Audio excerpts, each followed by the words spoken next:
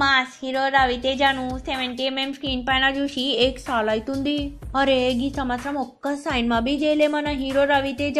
ఇక మధ్యలో గిట్లా దిల్ రాజా ప్రొడక్షన్ లా ఒక సినిమా షురూ చేసిండ్రు. కానీ ఇక సినిమా ఎందుకు కాకపోయిందో ఎవరికి తెలియదు. కొంచెం షూటింగ్ బి అయిందంట.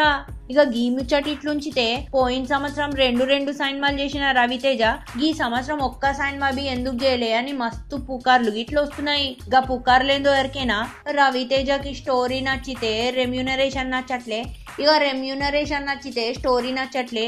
ఈయన రెమ్యూనరేషన్ విషయంలో అస్సలు కాంప్రమైజ్ గాడు.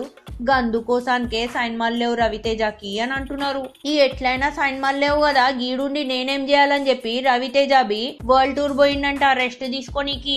గిప్పుడు చెప్తా అస్సలు ముచ్చట.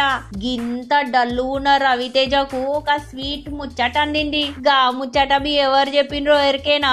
గిప్పుడు ఫుల్ ఫామ్ లో ఉన్న రాజమౌళి సార్ చెప్పిండ్రు. గదే 10 ఏండ్ల క్రితము విక్రమార్కుడు సినిమా తీసిండు కదా రవితేజని హీరోగా పెట్టుకుని. గిప్పుడు గా సినిమాకి సీక్వెల్ గిట్లా రాస్తున్నాడంట రాజమౌళి సారు.